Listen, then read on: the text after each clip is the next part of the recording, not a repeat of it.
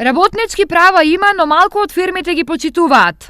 Најалармантна состојбата во регионот е во текстилната и кожарската индустрија, каде на работниците им се кршат правата загарантирани со закон, велат од Сдруженијето Гласно. Неисплаќањето на платата според работите кои се наведени во законот, значи прековремената работа, ноќната смена, минат труд, неисплаќањето на годишниот одмор, недавањето на целосен годишен одмор за работниците, услови при работа, каде што работниците се незаштитени и се изложени на секојдневни прашини. За ова да се смени, денес представници на Сдруженијето беа дел од протестот кој се одржа во Скопје, од каде синдикатите порачаа дека нема демократија без социјална правда и економска рамноправност. Додека едни протестираа за работничките права, други неработниот ден традиционално го искористија за излет во природа.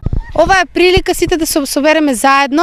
Ние печеме скара, си играме одбојка, карти. Денеска времето е топло и правиме скара и се забавуваме. Трети пак, неработниот понеделник си го поврзаа со викендот и си направија мини одмор во странство. Значи, најинтересна понудата е за Санторини, каде што има организиран превоз со автобус и траект, и истата е со 3 ноќевања. Исто така имаме голем број на хотелски смештај во Банско, Боровец, Сандански. Инаку, 1 мај како меѓународен ден за борба за работничките права се слави од 1889 година, во знак на почит на жртвите на штрајкот што се одржа од 1 до 4 мај 1886 година во Чикаго.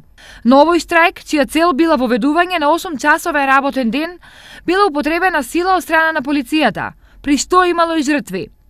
Подоцна организаторите на штрајкот били изведени пред суд, а 4 од нив и погубени.